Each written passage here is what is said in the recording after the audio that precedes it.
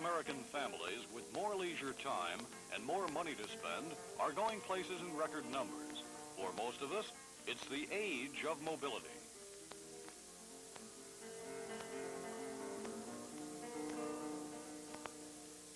We spend billions of dollars each year on leisure, and whether we live in the city or suburbs, small town or farm, many of us seem to have a preference for the great outdoors. Affluent America buys everything from sports equipment to club memberships pursuing outdoor recreation.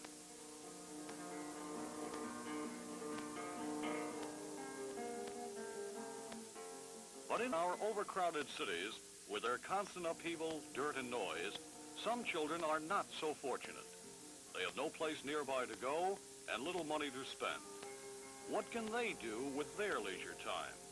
The fact is, in our cities where it's needed most, outdoor recreation is not available to many children who have nothing to do when school's out. It's a long, hot summer for our children in the city. Think of all the children in the city. Think of all the concrete and the tar. All they see are bricks and growing bushes. Never climb a tree to reach a star. In 1970, President Nixon, aware of this critical problem, requested money from Congress for recreation programs to help these underprivileged children. Even though the request wasn't approved till midsummer, 3 agencies, the President's Council on Youth Opportunity, the Department of Labor's Manpower Administration, and the Department of the Interior's Bureau of Outdoor Recreation, cooperated in expediting the plan. City officials accelerated the project, and programs were begun almost immediately. The Bureau of Outdoor Recreation approved projects funded on the basis of population and percentage of low-income residents. $15 million acquired recreation leaders and equipment needed to bring the outdoors to some 800,000 inner-city children in over 100 of our largest cities. How did the extra money serve the people? Each city had various ways of getting the most recreation out of every dollar spent. Most expanded existing programs. Urban areas with camping projects like Chattanooga were able to take many more children out of the inner cities into the other world of open spaces, greenery, and wildlife. Think of all the kids without a forest. Think of all the kids without a tree. All that ever grows for them are buildings. Buildings are not pretty things to see. More children had the advantage of camperships in San Francisco, too. Joe Mizuraka, the city's assistant recreation superintendent, explained how some of their funds were used. The children that were using these parks without supervision then not only received supervision, but they received some program input from these specialists. We were able to buy $500 worth of fishing gear, the poles and the lines and the bait. So this was a program that had tremendous value. Youngsters were able to go out and fish and actually catch trout within the city. The only thing is our hope that we would have had it earlier so that we could have taken advantage of it with a little more sophisticated approach. In addition, ferryboat trips gave children a chance to see and learn about San Francisco's unique Bay Area. Instruction classes were offered. Football on the Marina Green near the Golden Gate. Arts and crafts in a downtown recreation center.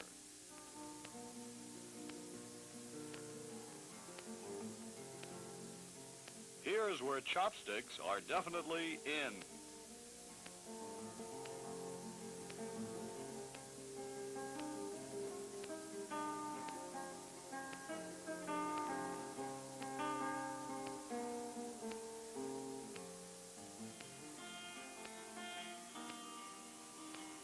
Environmental education was a highlight of Spokane's expanded day camp program, which also included hearty lunches and additional counselors. Think of all the children in the city. Think of all the concrete and the tar. All they see are bricks and growing bushes. Never climb a tree to reach a star.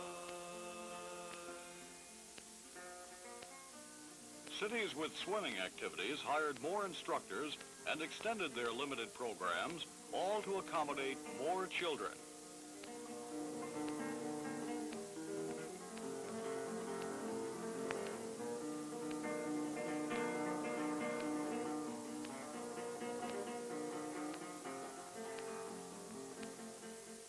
Most of the transportation costs for field learning trips were provided with the extra funds cities received, like this one for Spokane children who went to Fairchild Air Force Base for a look at the various activities of a strategic air command operation. Another urgent need served by the program was bringing more recreation activities closer to where disadvantaged children live. To do this, the Bureau of Outdoor Recreation encouraged officials to open neighborhood schools for the summer. This gave the children a chance to learn a variety of skills with emphasis on their individual interests. One city reported opening 13 schools for the summer. In previous years, school vandalism costs there ran as high as $4,500, but in 1970, there was no vandalism reported in these schools. The money saved provided funds for a winter recreation program. Like other volunteers, George Foreman, a top contender for the heavyweight championship, gave some of his time to a Houston recreation center and tells why. I'd like to see a kid introduced to everything there is, and he get a chance to learn whether he liked them or not. A lot of times you don't have the opportunity to even know. I had to leave my hometown and go right across the country to find out about boxing. If I had the opportunity in my hometown, I wouldn't have had to leave. Houston's Recreation Support Program Director, Frank Hernandez, commented on how things would have been without the extra funds. It's obvious that very little would have been done in the form of supervised, organized recreation. There would have been no field trips whatsoever. Houston officials also feel the program was a significant factor in lowering the summer crime rate.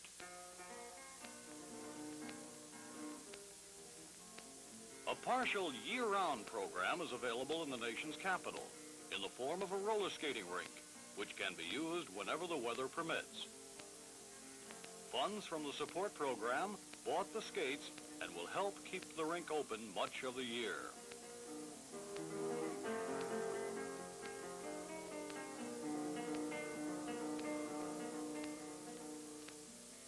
A street shower, something the weatherman can't predict, is a simple but highly effective way of bringing recreation to disadvantaged children.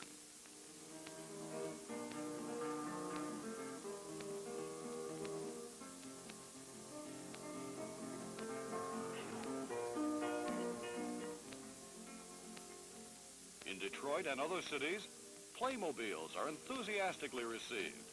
They feature supervised rides, games, and a basketball hoop, and they can be transported to different neighborhoods each day. Even waiting in line can be fun when there's a ride to look forward to. Support program funds were used here for operation in more neighborhoods, longer hours throughout the summer. Detroit children, even in neighborhoods without pools, had a swimming summer. Their Swimmobile program, already augmented by donations from a local television station, was extended with the extra funds. Other areas with larger pools hired more attendants to keep the pools open longer. Some cities have a showmobile program, a truck-drawn stage usually accompanied by a popular local disc jockey. It goes any place in the city it can park and helps make a hot summer enjoyable where supervised recreation and facilities are hard to come by. Gene Smith, director of Detroit's program, cites other advantages funds provided. We were able to provide leadership at facilities, which we not have now. The psychological advantage of this, especially for black ghetto children is that otherwise they would have no leadership and no place to go. And the feeling of the need for belonging, for protection, for feeling of someone caring for them. There's tangible results met with these children. Philadelphia's energetic athletic program served approximately 70,000 young people in 12 low-income areas. The recreation program helped hire 200 men and women to conduct sport training and clinics. Participants competed in a sports spectacular in August. The special event covered many Olympic contests. Even though the 1970 recreation program was late, it was effective in serving disadvantaged youth, and it accomplished its purposes: to expand existing recreation programs, to make as many recreation opportunities available to underprivileged children as possible, and to provide services, including personnel, transportation, hot lunches, and supplies for recreation activities. Interior Secretary Walter J. Hickel outlines his department's motivations and hopes. As much as people need parks, remember that parks need people, especially children and the sounds of their laughter and play. This is what really brings a park to life. Our green spaces represent a precious resource, but America's young people are our most precious resource, for they are the hope and the promise of tomorrow. We care about children, and helping make their lives more rewarding and gratifying is a responsibility I share willingly. The initial recreation support program was a success. But what about next summer and the summers that follow? The walls have closed in on today's inner city children. Planned recreation is one way out. Think of all the children in the city. Think of all the kids without a tree. Think of all the kids who just see buses. Think of them and then